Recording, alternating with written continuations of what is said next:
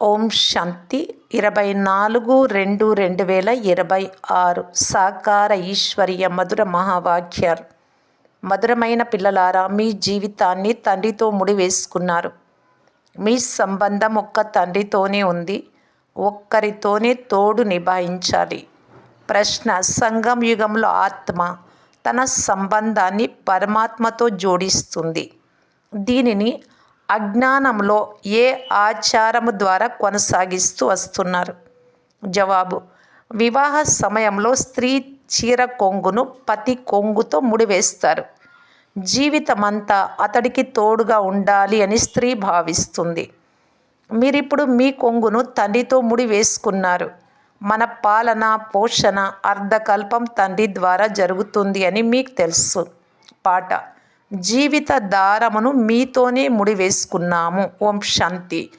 పాటలో జీవిత దారమును నీతో ముడివేసుకున్నాను అని చెప్తుంది. కన్య తన జీవితమనే కొంగును పతితో ముడివేసుకుంటుంది. జీవితమంతా అతడి జతలోనే ఉండాలి అని, అతడే పోషించాలి అని భావిస్తుంది. లౌకికంగా ఇలా అంటూ ఉంటారు: నా జీవితం వారితో ముడిపడి ఉంది అని.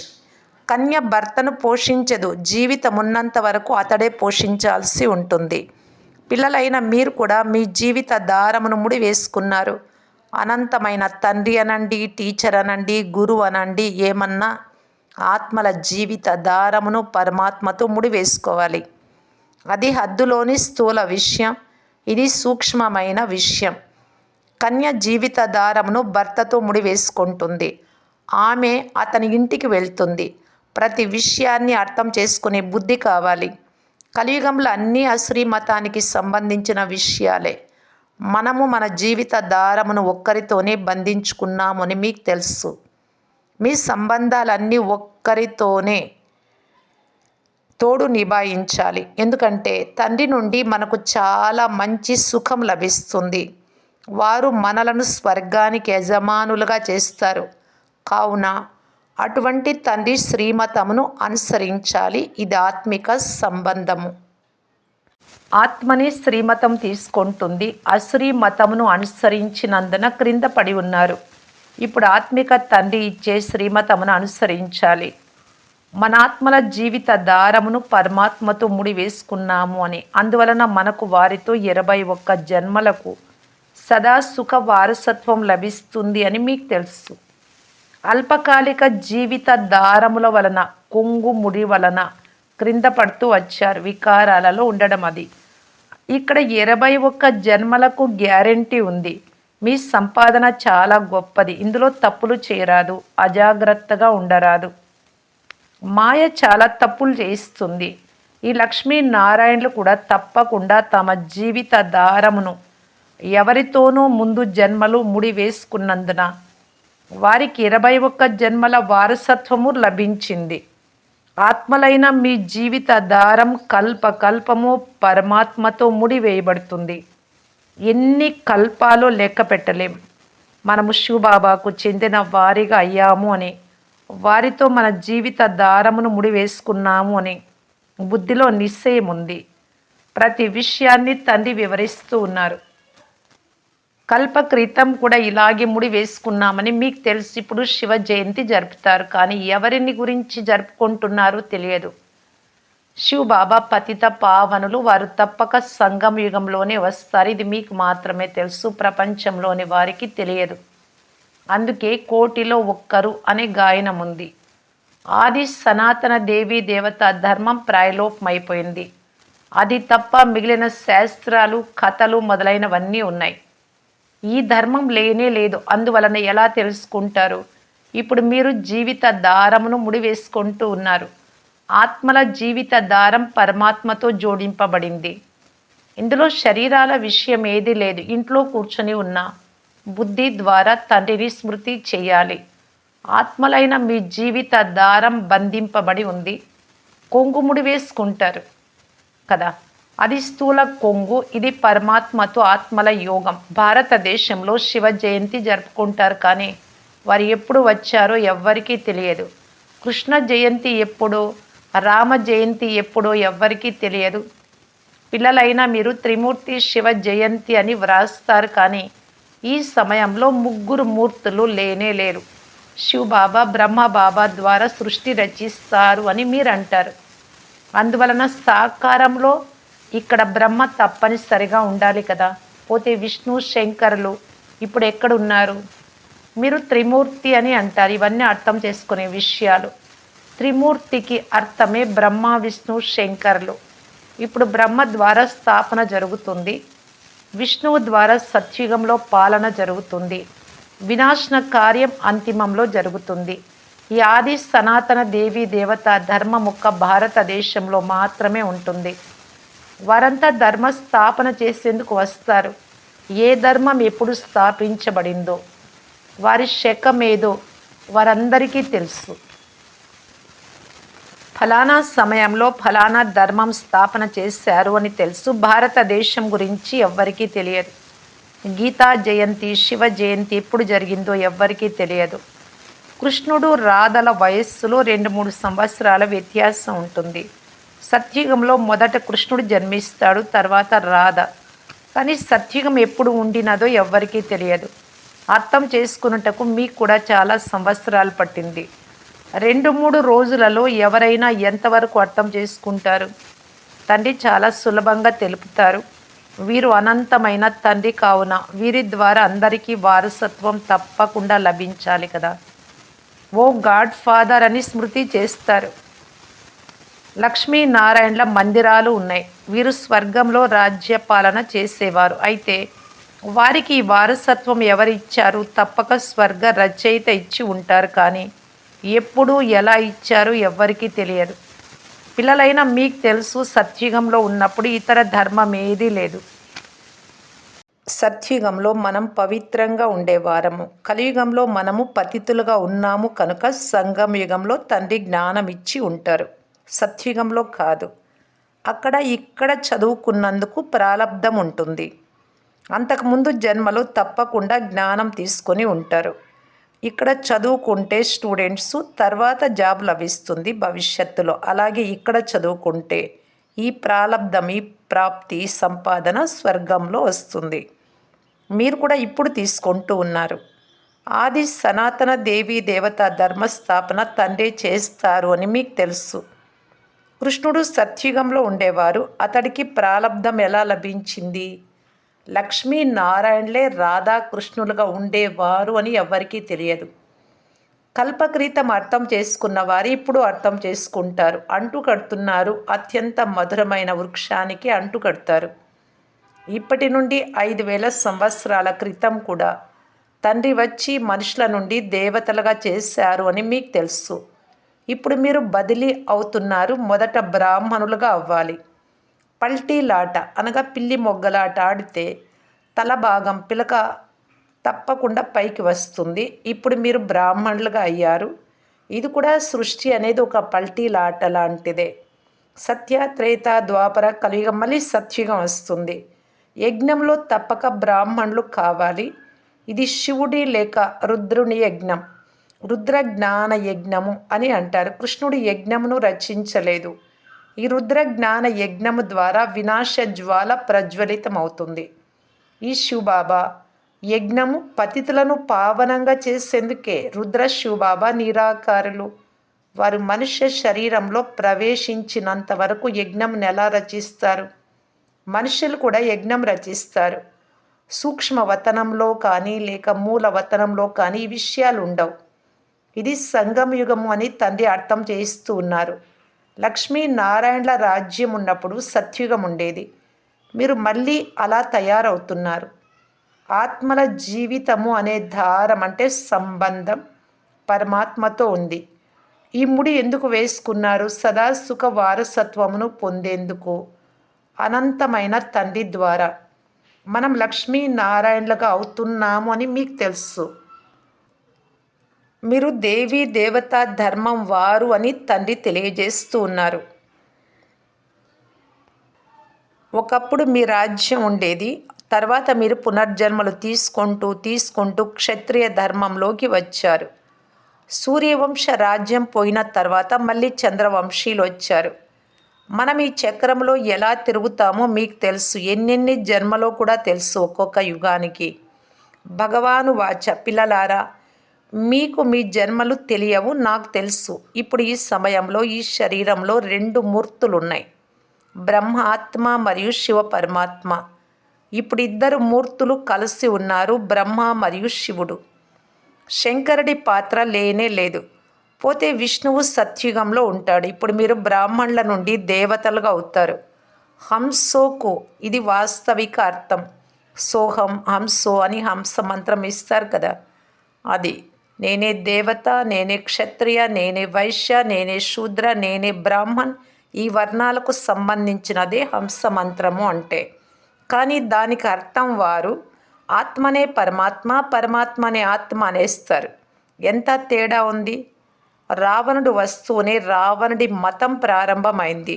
సత్యుగంలో ఈ జ్ఞానం లోపిస్తుంది. ఇదంతా డ్రామాలో జరగాలి అని నిర్ణయించబడి ఉంది.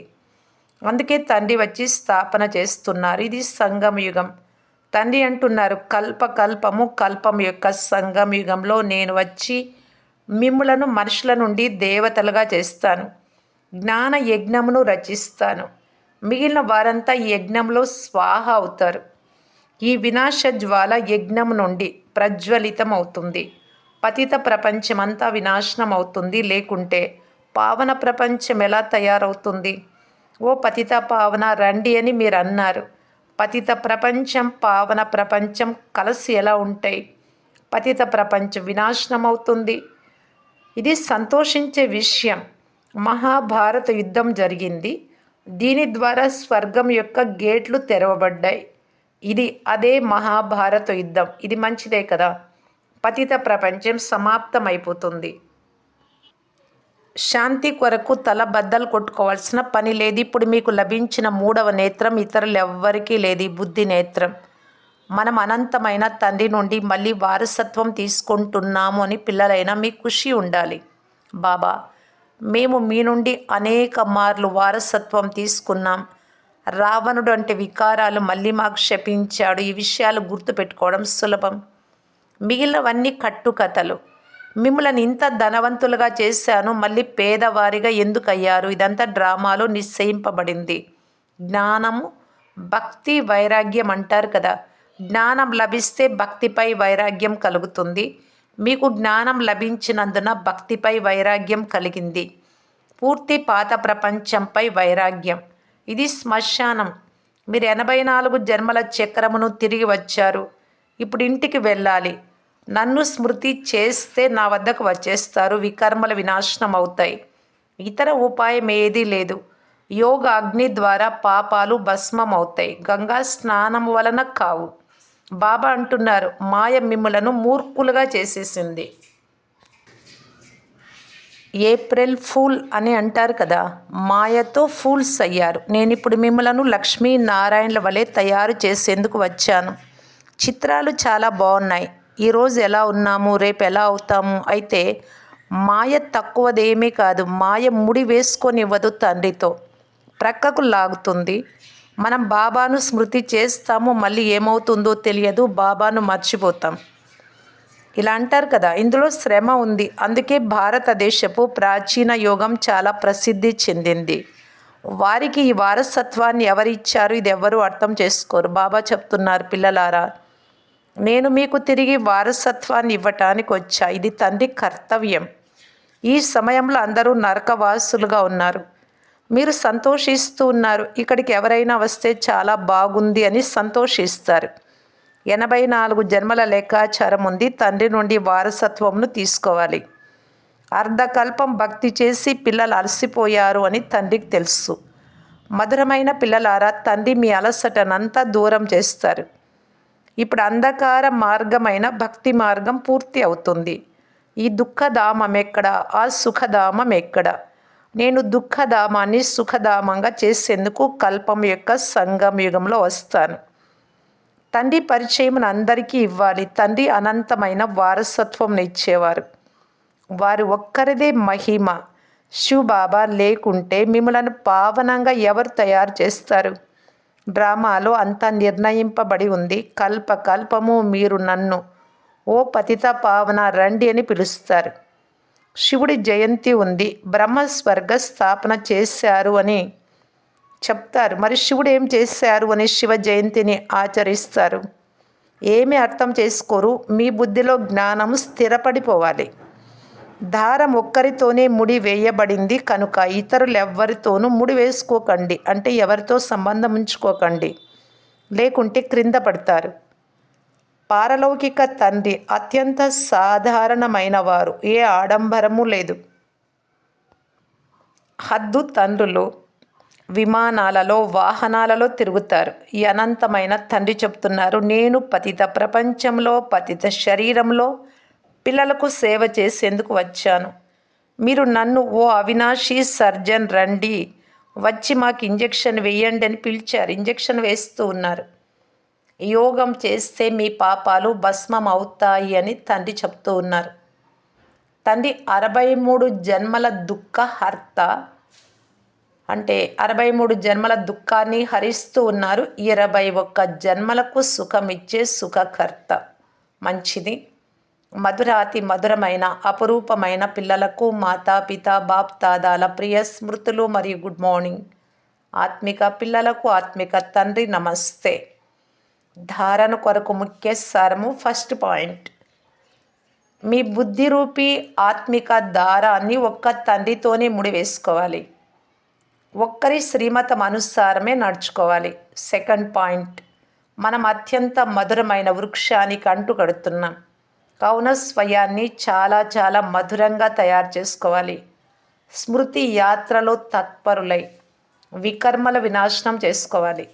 వరదానము, మనన శక్తి ద్వారా ప్రతి పాయింట్ యొక్క అనుభవీగా అయ్యే సదా శక్తిశాలి మాయా విఘ్న భవ.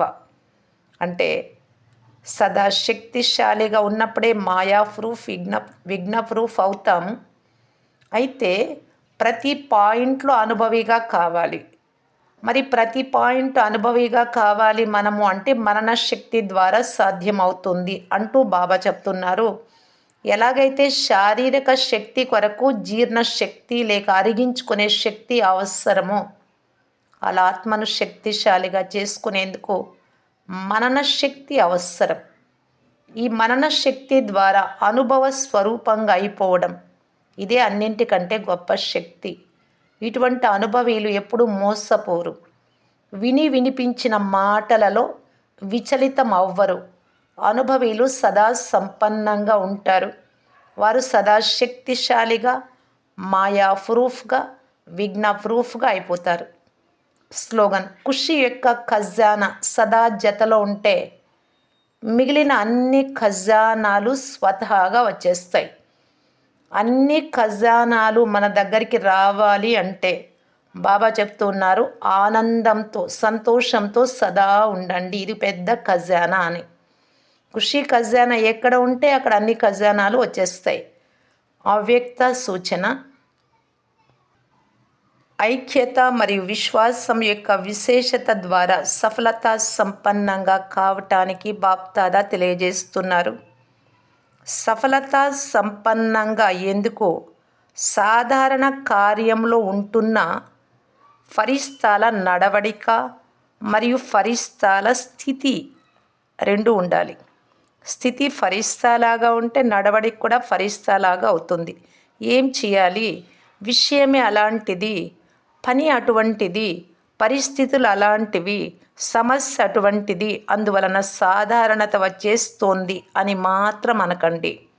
ఏ సమయంలోనైనా ఎటువంటి పరిస్థితిలోనైనా మీ అలౌకిక స్వరూపమే, ఆత్మిక స్వరూపమే, ఫరిస్తా స్వరూపము ప్రతి ఒక్కరికి అనుభవం కావాలి.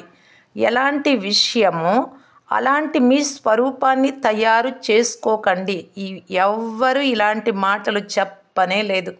ఇప్పటిదాకా మనం విననే లేదు. ఎవరు చెప్పారు? ఎలాంటి విషయము అలాంటి స్వరూపం బాబా చెప్తూ ఉన్నారు. మనస్సులో చింత ఉంది అంటే ముఖం చింతాక్రాంతమైంది, ఎందుకు అలా ఉన్నావు, ముఖం వాడిపోయింది, ఇలాగంటారు. అంటే ఎలాంటి ఆలోచన ఉంటే అలాగా. ఏం భలే ఆనందంగా ఉన్నావు, సంతోషం నీ ముఖంలో కనబడుతోంది, ఏదో లభించినట్టుంది, ఇలా అంటారు. అంటే లోపల సంతోషం ఉంటుంది, సంతృప్తి. మరి బాబా అంటున్నారు, అలాగా ఈ గుణాలతో మనము మనసులో ఉంచుకొని మననం చేస్తూ బాబా ముందే చెప్పారు మననం మననం అని.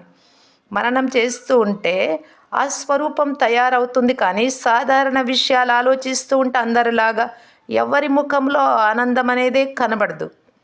వెతికినా కనబడదు. ఆనందంగా ఉంటే ఆశ్చర్యపోతాం. ఎందుకు అలా ఉన్నారు ఆనందంగా అంటారు. చింతలుంటే అడగాలి కానీ ఆనందం ఉంటే అడుగుతారు. కాబట్టి బాబా చెప్తూ ఉన్నారు, ఎలాంటి విషయము అలా స్వరూపాన్ని తయారు చేసుకోవద్దు. అంటే విషయాలు మిమ్మల్ని మార్చకూడదు.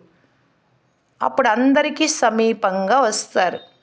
మరియు ఐక్యత యొక్క సంఘటన శక్తివంతం అవుతుంది. ఓం శాంతి.